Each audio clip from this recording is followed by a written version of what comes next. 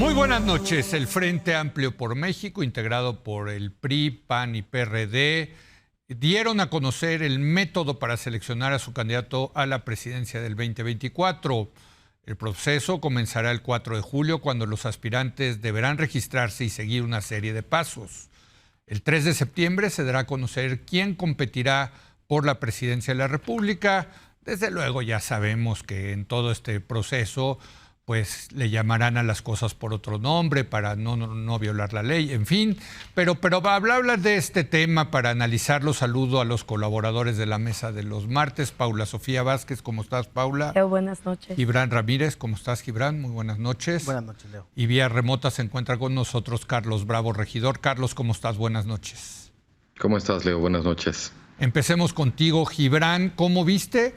Pues digo, lo que sí hay que decirlo es que se metió la oposición en la agenda pública, ¿no? O sea, ha habido más atracción, digamos que los medios nacionales han estado echándole más luz, digamos, a la oposición que a las campañas que no son campañas, de los corcholatas que no son corcholatas.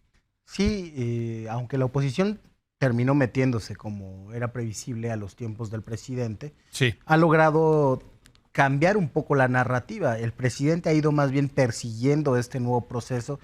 Se le ve un poco desconcertado y muy interesado en contestar día con día a lo que va pasando. Y creo que en ese sentido es un error, porque está poniendo en el centro algo que él quiere hacer pasar por marginal. Sin embargo, me parece que la oposición y López Obrador, pese a que se critiquen muy duro, se están mimetizando. A mí me da mucha risa que el presidente diga, de aquel lado es simulación y va a haber es una faramaya. Es faramaya y va a haber un dedazo. Sí. Oiga, pero si en qué lleva los últimos 2 años, ¿no? Qué cara dura tiene el presidente. Claro, eso, ¿no? Y del es otro lado, sí, le tuvieron pues cierto temor a unas elecciones primarias abiertas, que porque los de Morena movilizarían y quién sabe qué, y metieron la encuesta. O sea, se volvieron muy López Obradoristas en su manera de simular democracia, y además quieren que la opinión pública tome eso como una gran novedad, ¿no? Un hecho inédito, democrático, abierto a la sociedad civil, cuando finalmente los que decidieron, como era previsible, son las cúpulas de los partidos políticos. Y ahí va a estar el límite de la oposición. Entonces... pero era previsible eso, ¿no? Eso era previsible. Lo único que creo que no era previsible es que los factores reales de poder en la oposición se fueran alineando con algunos candidatos posibles. Hace unas semanas, yo te diría 3 semanas, no se veía quién podía concitar cierto acuerdo en la oposición. Hoy me parece muy claro que se empieza a señalar desde diversos sectores políticos y empresariales a Xóchitl Gálvez. Es la primera vez que me parece que un aspirante va avanzando con cierto acuerdo. O sea, ¿ves una cargada a favor de Xóchitl Gálvez? ¿Es lo que estás diciendo? Sí lo veo. Creo que el que está resistiendo un poco a ese ambiente político es el dirigente del PRI, que seguramente va a tener mucha capacidad de influencia en estas elecciones, porque ha demostrado tener una estructura territorial fuerte y aceitada que le ha servido para tener un control absoluto del PRI. De él. Pero para perder estados también. Sí, la verdad. Sí, ¿no? sí, claro. O sea, no ha sido un priismo ganador. Sí. Pero al interior del proceso no tengamos duda de que va a tener influencia. Sí, claro. Lo interesante es eso, ya se empiezan a perfilar, creo que con mucha distancia, a Xóchitl Gálvez, de, por ejemplo, Enrique de la Madrid o de Lili Téllez. O el hombre Constitución. O del hombre Constitución, Santiago Krill, que dice que está convencido de que va a ganar y que va a participar en este todos proceso. siempre entran con ese discurso, ¿no? ¿Qué sabe? Ahora vi más conservadurismo de la propia Xóchitl y de Lili Téllez en sus declaraciones. Decía que, es que va a ser muy difícil conseguir las firmas físicas, los obstáculos económicos, etcétera, etcétera. Ellos no le están entrando con tanto optimismo como Santiago Krill. Sí. Sin embargo, me parece que cada vez hay más simpatías declarándose a favor a favor de Xochitl, Pero, y por que eso ejemplo, le puede facilitar las cosas. Ayer en la mesa del lunes se dijo que una de las cosas que se veía que sí era real este proceso y no una faramalla es que no queda claro quién vaya a ser el candidato, que hay incertidumbre, como es la definición de la democracia, ¿no? Certidumbre en las reglas, incertidumbre en los resultados. Aquí todavía, o tú estás de acuerdo, ¿tú crees que ya es un hecho que es Xochitl la candidata? No, pero creo que va incrementando en posibilidades Por eso, cada día. pero hay incertidumbre todavía. O sea, yo, por ejemplo, no tengo incertidumbre en el caso de Claudia, lo he dicho aquí, y a lo mejor voy a tener que tragar un camote enorme si no sale Claudia, pero yo creo que es Claudia. No sé, del otro lado no parece haber la certidumbre de que estas reglas están hechas a la medida de, ¿quién dirías? No. No. Yo creo que, a ver, primero me parece todo mal que hayan entrado a los tiempos del presidente. Ok, O sea, tú creo te que hubieras en esperado. general, sí, me parece que qué bueno que ya los voltean a ver en la opinión pública. Me parece que esa es una meta muy, muy bajita. Y también, pues, una normalización de la antidemocracia en la que va el presidente. Creo que con eso estamos abriendo ya el juego a decir 2024 va a ser una campaña salvaje. Y en esa campaña salvaje es muchísimo mejor Andrés Manuel de lo que puede ser la oposición, ¿no? Entonces, la primera cosa que yo diría, pésima estrategia, es haber caído en el juego del presidente, ¿no? O sea, ¿tú te hubieras esperado hasta septiembre? Hoy ya nadie se va, eran 2 meses, hoy ya nadie se va a poder acusar de que hubo inequidad, de que hubo financiamientos extraños, de que hubo simulación, de que hubo... Porque ellos hicieron exactamente lo mismo. Tú sabes que soy de los que pienso que todas las todo eso- campañas Pues sí, son pero estaban las salvajes reglas y no las estas- cambiaron. No, pero bueno, pues sí, pero en fin. Y, ya. el INE, y si el INE no actúa en eso, está firmando su sentencia de muerte de decir, fíjense cómo nada de esto servía El para INE nada. ya dijo, yo jalo, nada más cuiden el lenguaje. Entonces, precisamente... ¿No? Ajá. Ya hay Creo un que- consenso entre neoliberales como tú, morenistas e Instituto Nacional Electoral en que la ley, pues podemos Ya, la ignorar vamos a el obviar en fondo, estas su campañas. espíritu. Tonta e inaplicable, perdón. Pero es la que es, y entonces perfecto, ya vámonos Es a... que o sea, con ese argumento, ¿para qué le hacemos caso a media constitución? No, Exacto. bueno, está bien. Yo por mí que O a los quiten la mitad semáforos, de ¿no? la Constitución. O claro. a los Pero, semáforos. Bueno, pero esta cosa, O a los los semáforos, impuestos, o a los semáforos impuestos. sí O a son las normas de aplicables. salud. No, los semáforos sí puedes aplicar. o a los NOMS de salud. ¿Eh? O a las NOMS de salud. No, es que sí hay leyes que sí puedes aplicar, Paula. Tú eres abogada. Esta es inaplicable. Esta le estás pidiendo que no exista la gravedad. Mañana se decreta, no hay gravedad. Lograron aplicarla Echa usted una durante muchos manzana años. de un árbol y se va a quedar ahí. Lograron levitando. aplicarla durante muchos No. años. Pero bueno, En fin. regresando al punto, creo que también con esto se pierde un montón de sociedad civil que tenía el apoyo de que en este proceso, que medio que iban a jalar con el proceso de la alianza. Todos podemos decir sociedad civil que dijo el INE no se toca y vamos a ir con ustedes y vamos con los partidos y vamos a crear un frente amplio. Esa gente con esto se está bajando y lo estamos Pero viendo no. con todo. Sí, Ahí estamos estaban viendo. No, ayer. acaban de sacar un comunicado para decir cada quien en lo particular va a decidir si apoya o no apoya esta alianza, porque a nosotros nos parece que no queremos apoyar este proceso. Bueno. Entonces, segunda vi, mala, no vi segunda eso. mala estrategia. Ujú. Y la tercera es, ya sobre el proceso, creo que hay un tema de mejora regulatoria muy sustantivo que hacerle.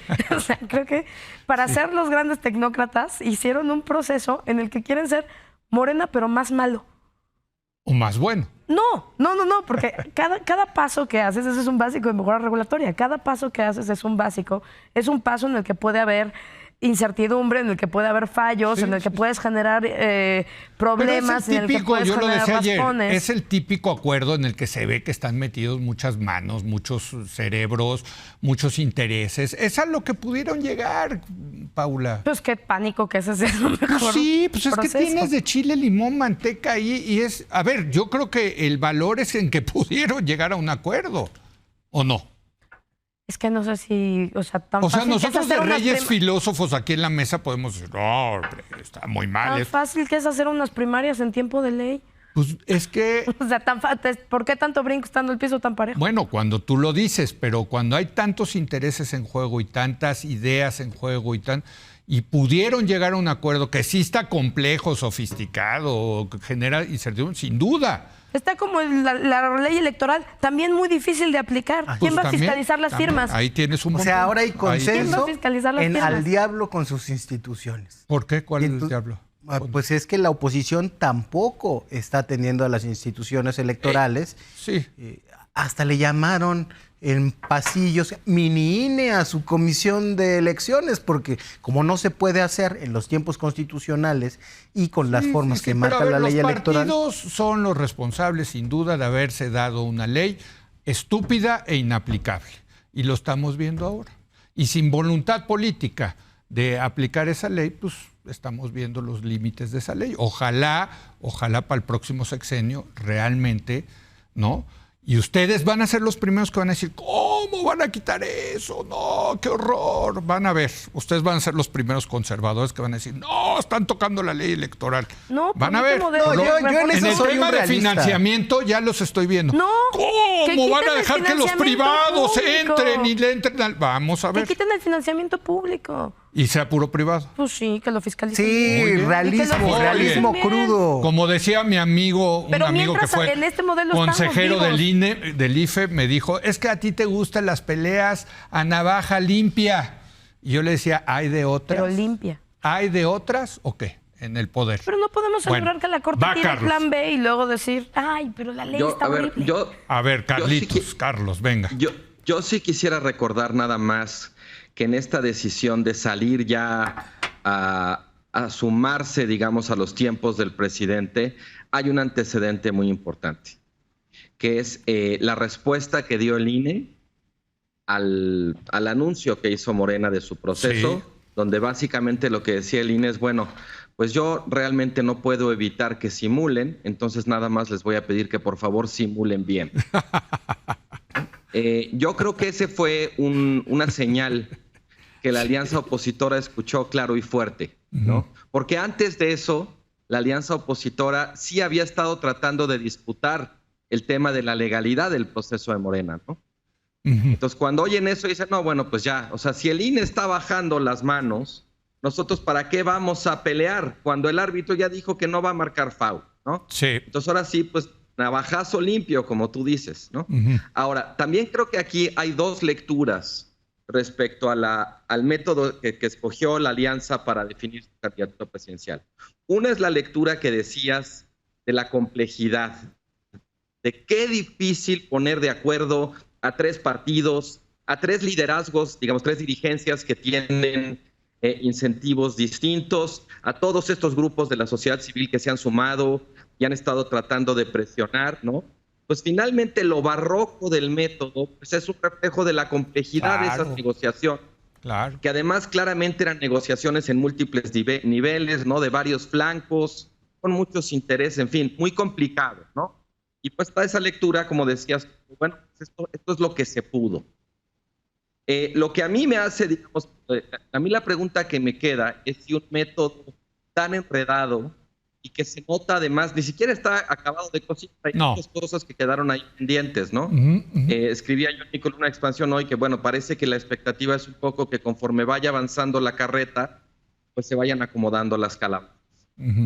Esa es una lectura. A mí me queda la pregunta de si un método así, tan enredado, hecho, digamos, con tanto apuro, realmente puede desembocar en una candidatura que sea eficaz.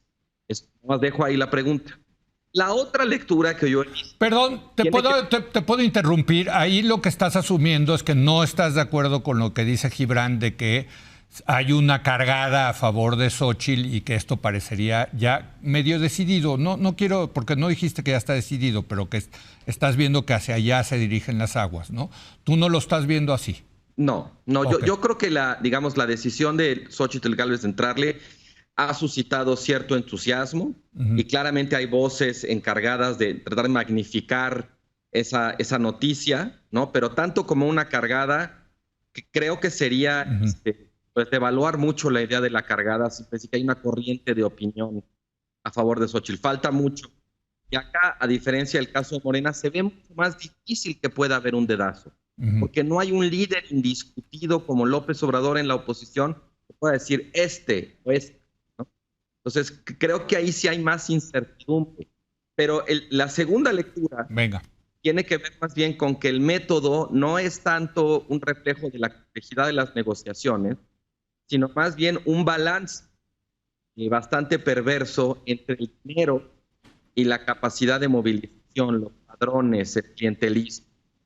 Porque sí, pedir tantas cosas en tan poco tiempo y no dejar claro el tema de cómo se va a financiar, pues es dejar un poco el campo libre, por un lado a los movilizadores, a los intermediarios, a los padroneros, ¿no?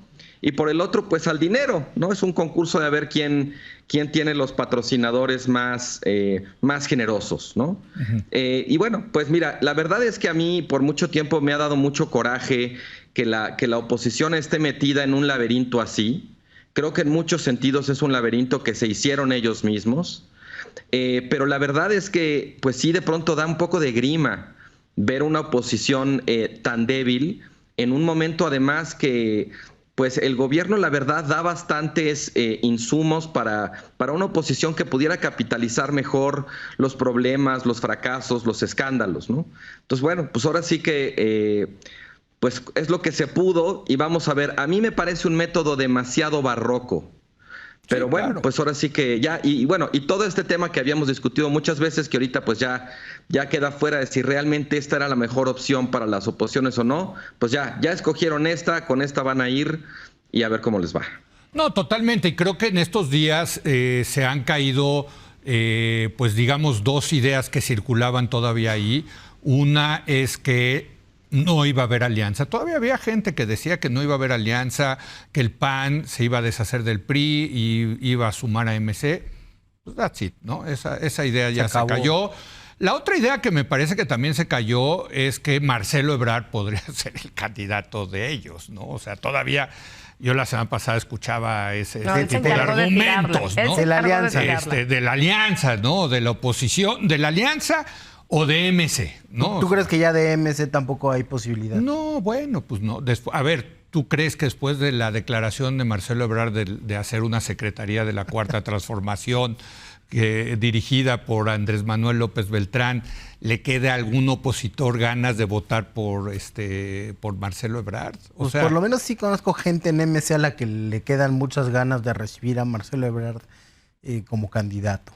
Aunque vaya a ser la Secretaría de la Cuarta Transformación. Aunque haya dicho eso. O sea, imagínate, a ver, Marcelo lanzándose de MC y diciendo, sí, yo voy, a ver, soy de MC, pero se va a venir Andy con nosotros a gobernar. Alguna rectificación tendrá que hacer. Bueno, pero es que ahí, si va a romper, a ver, ¿no? te tienes que hacer responsable en una campaña de lo que dices.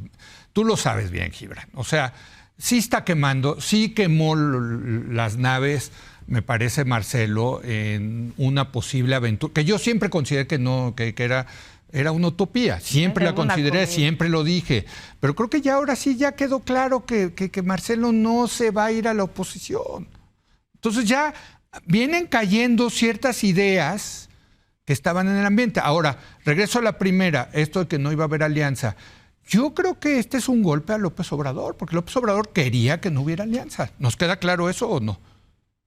O sea, López Obrador quería que el PRI no fuera en alianza con el PAN para hacerle más fácil la vida a su candidato o candidata. ¿Estamos de acuerdo, no? Sí, de acuerdo. Y en este sentido, bueno, pues se le dificulta un poco más, digamos, la sucesión al presidente López Obrador, ¿o no? Yo creo que sí, habría preferido naturalmente algún candidato amigo del PRI, claro, yendo solamente por ese partido. Exacto. Y se habían ofrecido más o menos explícitamente algunos como Alejandro Murat a pelear esa candidatura. En ese sentido puede ser que se le complique, pero la suma de logos no es necesariamente una suma de votos. Estoy de acuerdo. Y creo que en este momento al presidente le importa mucho más influir en que la oposición vaya con un candidato malo. Como que lo que ha hecho estos días en la mañanera me parece un anuncio de que él va a hacer su propia campaña en el proceso opositor. Increíble, ¿verdad? Va a decir a quién van a seleccionar. Sí. Y eso le va a hacer pues mucha campaña al que él mencione. Por lo menos en conocimiento va a incrementar. ¿Quién sabe a quién se le ocurra mencionar? ¿Quién sabe si se va a ir con lo de Claudio X González? Algo inventará, pero ya ha decidido participar en esa campaña. Y por otra... Por cierto, cosa que es ilegal. ¿Es ilegal, licenciada? Por supuesto. Sí. Todo Pero ya lo nos que vale, está ¿no? pasando Bueno, es bueno, ilegal. Ya, Ya, esta es la digamos. campaña de Yacas. Ya. Ya. O sea, Sí, ya todo en esta campaña es ilegal. Y entonces creo que al incorporar el mecanismo de encuesta, la propia oposición se puso en un escenario en el que le abre la puerta a todos los que tengan una voz pública fuerte, Sí. entre los cuales es el primero, el presidente de la República, para que influyan en ese proceso. No me extrañaría que terminen blindándolo con encuestas patito, como hace Morena también. Entonces, en general, hay una degradación de la vida política mexicana.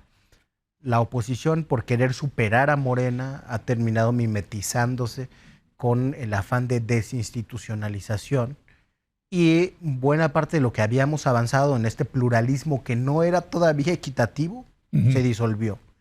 Estamos entrando de la mano de Morena a una democracia o un pluralismo donde lo legítimo es que gane el que tiene no solamente más poder, sino más dinero, alejándonos de ese ideal que decían defender los de la transición a la democracia y en el que ya íbamos más o menos avanzados. Para mí es deprimente, en primer lugar, y después es de hueva lo que está pasando. O sea, todo mundo está simulando, todos haciendo declaraciones como que todos fueran los más demócratas en Morena y enfrente. Todos observamos que están simulando. Pero ya es la normalidad de la vida política mexicana. Como que parece que nos fuéramos a asustar en el público si dijeran lo que realmente están haciendo. Si el proceso electoral se ordenara por recaudación pública de recursos, por financiamiento privado, porque los medios se decantaran abiertamente por sus candidatos, igual y todo el mundo se haría el asustado. Pero eso es lo que está pasando. Y no nos hacemos los asustados porque se simula en todos lados. Ahora, yo sí quisiera recuperar de lo que dice Gibran el tema del dinero. Es que es realmente, ¿qué les puedo decir? Obsceno.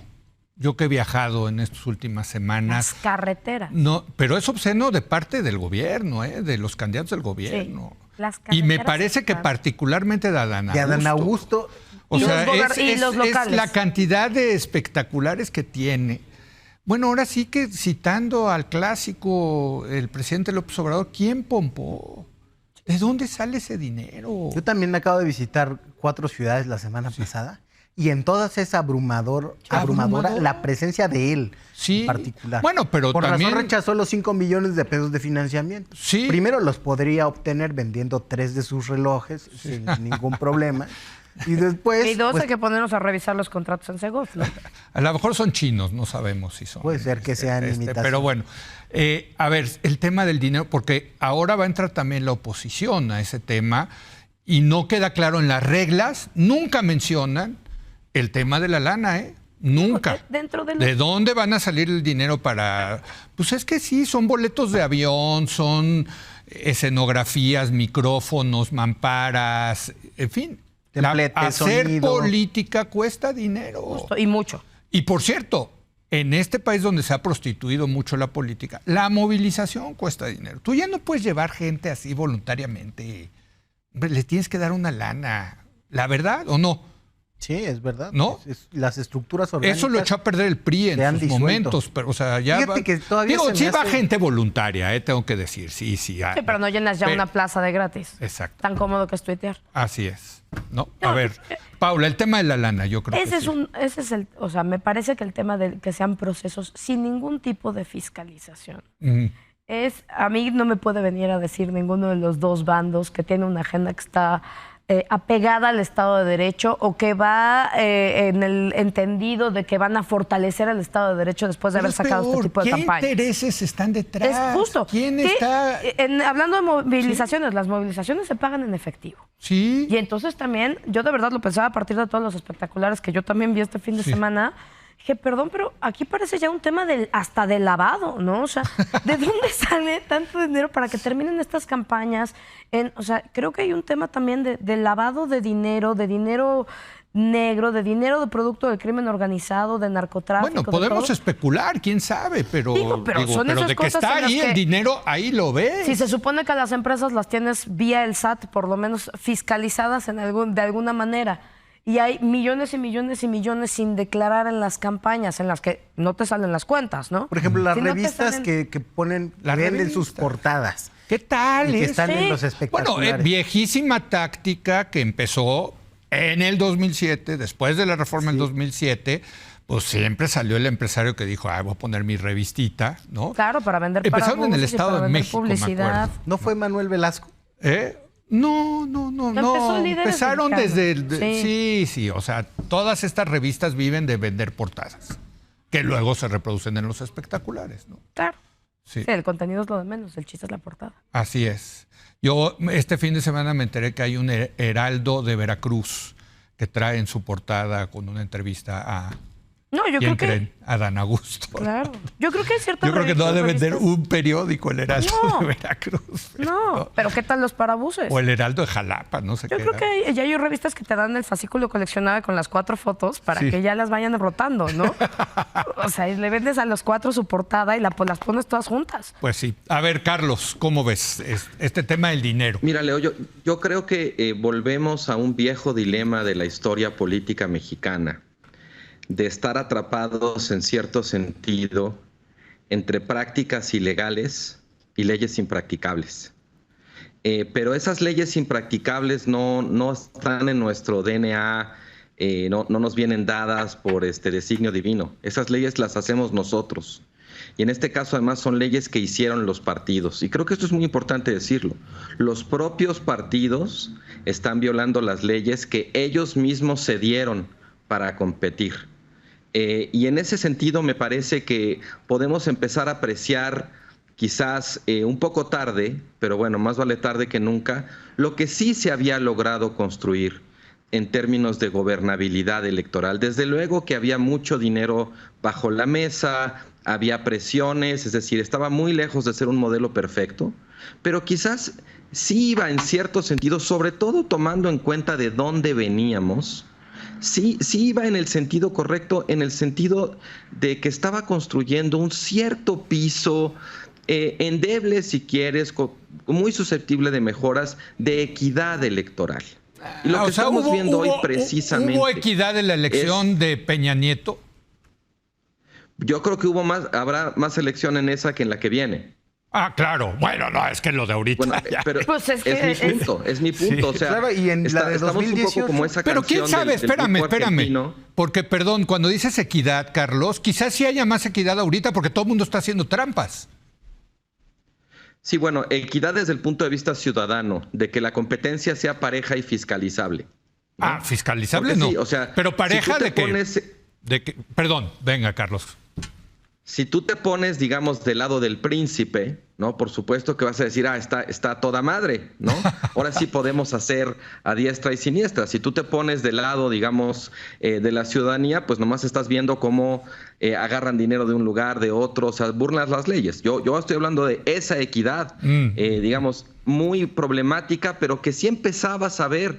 Tenías autoridades electorales que sancionaban y que obligaban a los actores a acatar. Ahora ya, pues básicamente las autoridades electorales, quizás, insisto, en una situación muy complicada, porque no te puedes pelear con todos al mismo tiempo, ¿no? Pero yo creo que el INE anterior era un INE muy riguroso, que brincaba mucho al pleito inmediatamente, y este es un INE que dijo, no, yo no me voy a pelear, Sí, yo me bajo del ring, yo los dejo hacer. Y ya luego vemos, no sabemos todavía si el Tribunal Electoral está en esa misma tónica o no, creo que esa es una incógnita importante. Pero bueno, en cierto sentido, volviendo a mi punto, creo que podemos apreciar por qué importaba la equidad. A pesar de que fuera, como estabas tú diciendo en el caso de Peña Nieto, desde luego que fue una elección, la de 2012, llena de problemas, igual que la del 2006, es decir, no vamos a ser aquí como nostálgicos ingenuos, ¿no? Pero creo que sí podemos valorar que comparado con lo que veníamos construyendo, aquí hay un claro retroceso en términos de institucionalidad democrática. Y ese retroceso es un proceso de desinstitucionalización, ya lo decía Gibran, que termina favoreciendo aún más a los poderes fácticos, Llámense digamos, la coalición en el poder, llámese la gente del dinero, llámese los que pueden movilizar, llámese el crimen organizado, llámese el ejército, lo que tú quieras, que son poderes que empiezan a operar ya con mucha más impunidad que antes, Los medios. al margen de la ley. Bueno, ya tenemos que terminar, pero vamos a hacer una cosa. Si no nos gana un tema coyuntural para la semana que entra, que va a ser antes de irnos de vacaciones, ¿por qué no les propongo debatir si efectivamente el dinero es determinante para ganar una elección? O sea, si efectivamente el que tiene más lana, vamos a ponerlo así, es el que gana. Digo, porque si sí, creo que Adán Augusto ya ganó la... Digo, yo ya saben que creo que va a ser Dedazo y va a ser Claudia Sheinbaum, ¿no? Pero de que se está gastando una lana descomunal el exsecretario de Gobernación, no hay duda. Pero más allá de eso, en una elección, porque esto no es una elección, lo de Morena, en una elección, ¿sí gana el que más lana tiene o no? ¿Es determinante o no? Usualmente gana el que A ver, más ya, lana no tiene. empieces a debatir, ¿no? ¿Qué me Pero, a sorprende? ver, Depende. bueno, ya empezaron a debatir, se lo estoy dejando de tarea y ya me están dando la tarea, pues no se vale. ¿Les parece? Bueno, Digo, Somos alumnos muy porque aplicados, Leo. muy aplicados, muy aplicados, como siempre. Ahí queda el tema, porque sí, va a ser un tema. Luego, pues decir de dónde salió tanta lana y si ganó el que efectivamente tuvo más o menos, en fin, ¿no? Gracias, Paula. Gracias, Gibran. Gracias, Carlos, desde allá. Gracias, Leo. Buenas Gracias. noches. Hacemos una breve pausa. Voy a tener una mesa especial con Iliana Rodríguez y Mauricio Mechulam para hablar de lo que pasó este fin de semana en Rusia y por qué es tan importante para el mundo y sí, incluyendo para este país en donde no solamente nos estamos viendo el ombligo, que se llama México. Regresamos.